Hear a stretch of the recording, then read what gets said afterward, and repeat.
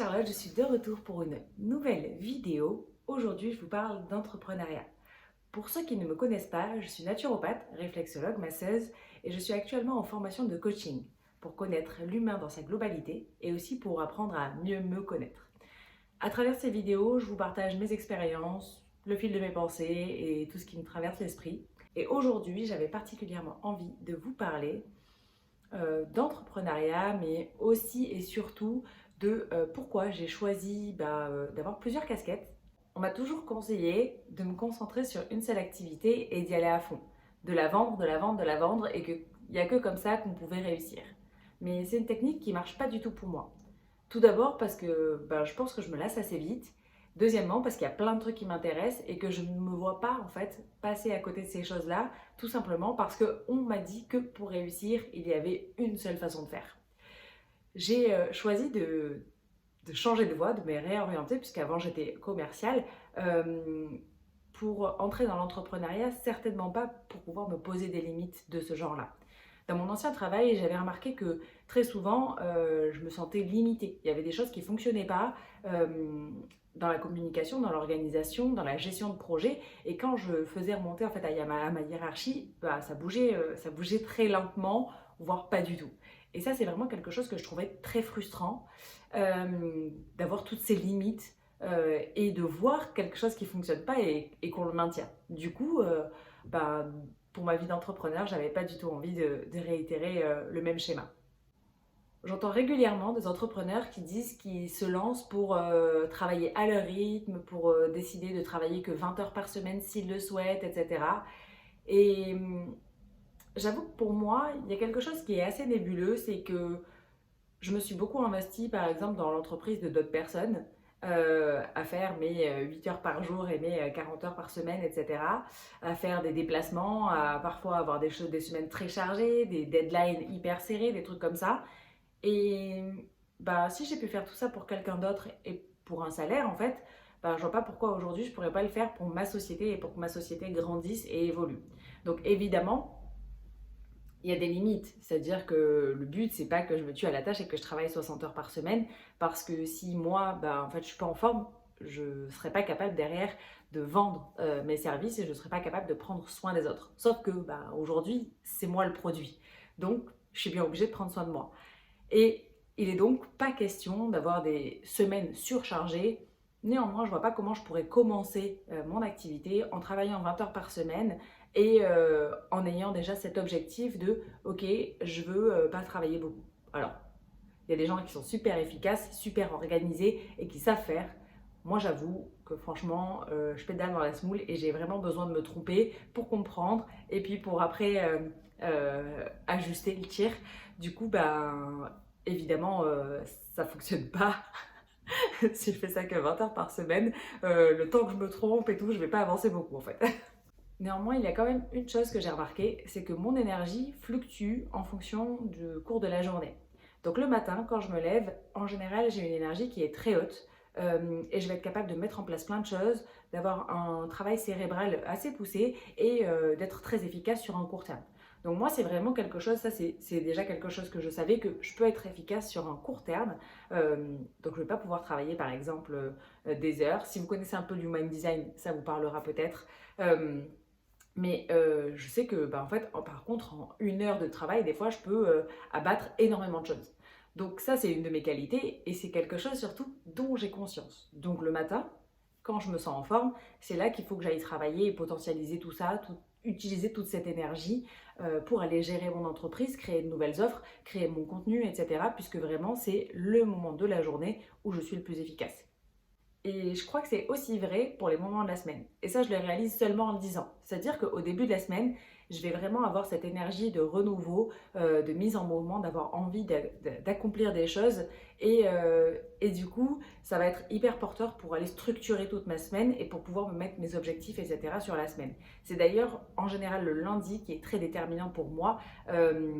Puisque j'ai l'impression que je peux tout commencer et tout créer le lundi. Alors maintenant que je sais ça, comment j'ai organisé mon emploi du temps? Le matin, je me lève assez tôt et très souvent, je commence à travailler et puis je fais une pause un petit peu plus tard pour déjeuner. C'est-à-dire que je vais déjà ouvrir mes mails, commencer à traiter, enfin, je sais pas, mettre en place ma to-do list, etc. Voir les trucs que j'ai besoin de poser sur le papier, de vider, pour être sûr que derrière, je vais être efficace.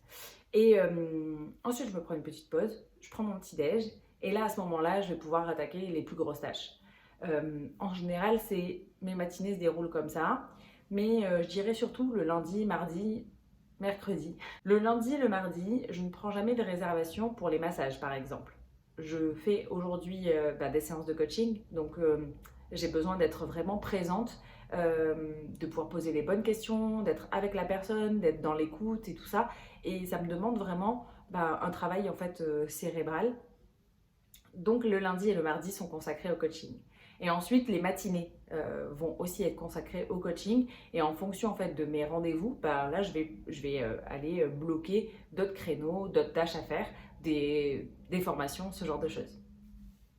À l'inverse, le soir, du coup, je vais être plutôt dans une énergie un petit peu plus douce, un peu plus calme, avoir envie de me poser, et je vais pas du tout être capable de me mettre sur un travail cérébral après 18 heures. Franchement, allez, je dis pas du tout, c'est peut-être un peu abusé, ça m'est déjà arrivé, il y a vraiment des jours où je peux pas m'arrêter de travailler, j'ai commencé à 8 heures du matin, à 21 heures, je suis encore en train de rédiger des trucs, mais ces jours, franchement, ils n'arrivent pas très souvent, et en général, même au-delà de 16 heures, c'est quand même compliqué pour moi de me concentrer. Et parfois, quand je vais au café, après, je sais que à maximum 17 heures, je vais aller à la salle de sport parce que au-delà de 16h30, en fait, j'arrive déjà plus à me concentrer et du coup, ça devient inefficace et j'ai pas de temps à perdre en fait dans mes semaines. Donc voilà, finalement, j'ai organisé mes journées comme ça déjà je travaille jusqu'à 16h30 au plus tard sur tous ces sujets de fond, je dirais. Ensuite, il y a les massages. Et les massages, c'est vraiment un moment qui, pour moi, me permettent en fait de me poser aussi, de me caler sur la musique et de laisser faire, de partir dans les ressentis et de pas trop mentaliser. Au contraire, si je mentalise trop dans un massage, je suis plus du tout dans le toucher et en fait, c'est plus, j'ai l'impression que je suis plus aussi bonne dans mon travail. Donc c'est parfait finalement parce que je vais avoir ces deux aspects de ma personnalité à des moments différents de la journée et ça me permet clairement d'organiser mon emploi du temps grâce à ça. Donc par exemple, je vais avoir des massages plutôt le soir ou alors le samedi toute la journée puisque évidemment, faut aussi que je puisse m'adapter en fonction de la clientèle et avoir des clients, hein. Par contre, évidemment, j'ai pas l'envie de travailler au-delà de 20 heures. Déjà 20 heures, ça me fait quand même rentrer tard. Moi, j'aime bien avoir mes routines, j'aime bien dîner pas trop tard, pouvoir me poser et tout ça. Donc, au-delà de 20 heures, c'est déjà trop tard pour moi. J'ai pas envie de faire ça. Et du coup, je vais choisir par exemple quelques jours par semaine où je suis OK de finir à 20 heures, comme par exemple le mercredi et le jeudi. Le vendredi, en général, je me mets déjà à 19 heures parce que j'aime bien sortir, voir mes amis ou faire quelque chose, avoir la possibilité de faire quelque chose le vendredi soir. Donc en général, le vendredi soir, c'est pas une soirée sur laquelle je vais travailler très tard, d'autant que j'ai beaucoup de clients qui finissent à midi et qui ont leur après-midi et du coup qui aiment bien venir prendre soin d'eux le vendredi après-midi et se faire masser. Donc parfait pour moi pour finir ma semaine en douceur. Et le samedi, c'est du samedi et dans ce cas-là, je vais peut-être aussi combler les trous entre les massages par du travail un petit peu pour organiser ma semaine à venir. Mais ça, c'est quelque chose que je vois en fait en fin de semaine, que je vois au fil de la semaine. Chaque jour, je fais un petit peu un point sur ce que j'ai à faire sur la journée, ce que j'ai à faire dans ma semaine, et je vois en fait comment je veux m'organiser, si j'ai des choses à déplacer, etc. Voilà. Donc, en numéro un, je pense que la clé pour euh, être bien, parce que j'allais dire pour réussir dans son business.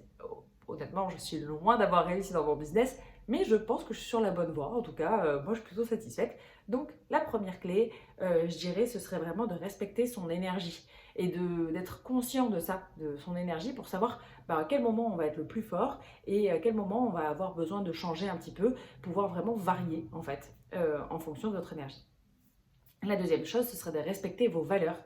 Comme je vous l'ai dit, moi par exemple, j'ai pas envie de travailler le soir, donc je respecte ça, c'est quelque chose qui ne me convient pas. J'ai vraiment besoin d'être chez moi, d'être tranquille ou avec mes amis, mais pas de travailler jusqu'à pas d'heure. Et le deuxième truc, c'est qu'évidemment, j'ai besoin de respecter ça pour être en forme et pour être disponible vraiment entièrement avec mes clients quand je suis avec eux et pas faire les choses à moitié. Donc, mon énergie est très précieuse, mon bien-être est très précieux pour que derrière, je puisse donner les meilleurs services.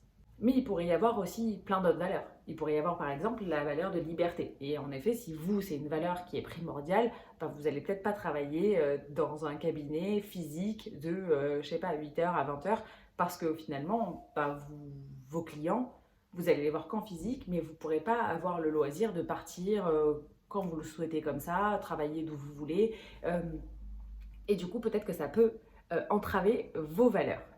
Vous pouvez aussi avoir la valeur famille et du coup dans ce cas-là, peut-être que votre famille passera avant votre business et là aussi c'est tout à fait ok.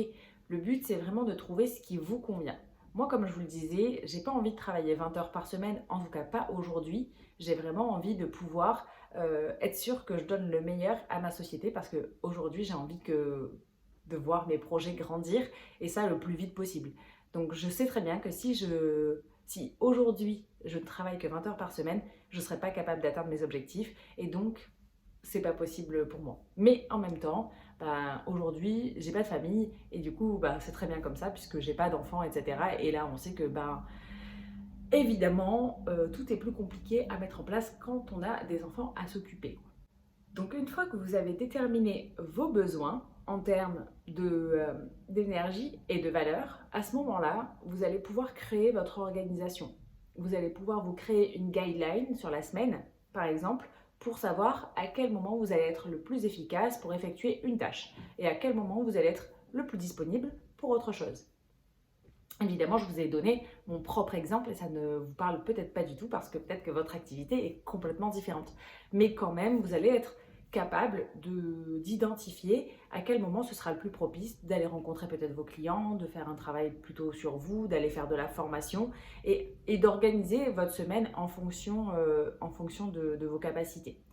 Il est évident que d'avoir une organisation, ça bloque aussi un petit peu et il faut quand même rester flexible et pouvoir s'adapter. D'avoir une organisation, ça ne veut pas dire qu'en fait on ne peut jamais la modifier et que tout doit rester comme tel et que chaque semaine on doit respecter à la lettre notre organisation. Non, pas du tout. Puisque vous allez aussi avoir peut-être des contraintes extérieures ou juste que peut-être votre humeur ne conviendra pas à ce que vous aviez prévu. Et moi, je trouve que c'est super important d'avoir cette guideline parce que je sais que même si je modifie, même si je décide de ne pas faire du tout ce qui était prévu, pendant même une semaine, 2 semaines, 3 semaines, je sais que mon organisation, elle est toujours là. Et je sais ce qui me convient. Et ça me permet d'y revenir très vite pour pouvoir être très efficace à un moment donné. Je suis aussi capable de m'adapter assez rapidement et de voir quand il y a quelque chose qui ne fonctionne pas et à ce moment-là, de dire, ok, cette organisation-là, par exemple, ne fonctionne pas parce que mes besoins ont évolué. Donc, il faut vraiment rester attentif, rester à l'écoute et rester connecté à vous et à votre business. Ça veut dire que vous devez être capable de savoir quand il y a quelque chose qui fonctionne et qui ne fonctionne pas pour vous. Et à ce moment-là, d'aller en fait changer votre organisation. Mais vraiment, si vous voyez un petit peu cette trame, pour moi, je pense que vraiment déjà, d'abord, il faut respecter son énergie, puis ses valeurs, parce que ses valeurs, c'est ultra important de les respecter, mais parfois, on peut aussi avoir des valeurs, notamment tout à l'heure, je parlais de la valeur liberté. Si vous avez une valeur liberté, mais que vous savez qu'aujourd'hui, c'est OK pour vous de ne pas être libre à 100% parce que vous y reviendrez plus tard ou parce que ce que vous faites aujourd'hui vous permettra d'atteindre cette liberté plus tard, bah, les valeurs, on peut aussi parfois faire des compromis. Et à partir de là, créez votre organisation. Et enfin, adaptez votre organisation en fonction toujours de votre énergie, de vos valeurs, de vos besoins. Et une organisation, ça se change, ça évolue et ça grandit en même temps que votre business va grandir, vos besoins vont évoluer. Donc vous pouvez faire un point chaque semaine, chaque mois, chaque année, le plus souvent possible pour savoir ce qui vous convient et vérifier que vous soyez en phase avec tout ça. Voilà mon opinion et la façon dont moi j'ai décidé de m'organiser et de gérer mon business aujourd'hui.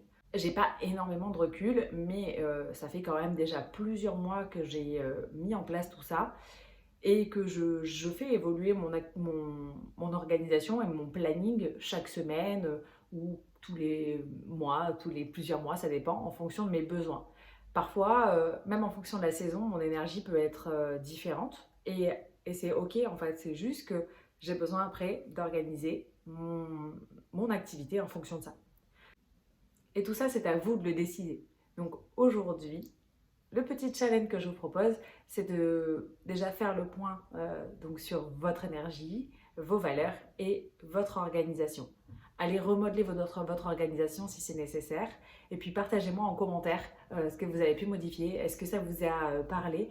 Est-ce que vous aussi, vous avez pu noter que vous aviez une énergie variable et qu'à ce moment-là, vous allez pouvoir en prendre compte sur la semaine, sur l'organisation de vos journées? Partagez-moi tout ça en commentaire. Vous pouvez aussi me partager tout ça sur Instagram si vous le souhaitez, sur le compte Holly Tips, où je partage un contenu complètement différent, un petit peu plus quotidien. Et sinon, on se retrouve une semaine sur deux pour les vidéos sur mon compte YouTube. Abonne-toi si tu veux ne rien louper. À très vite!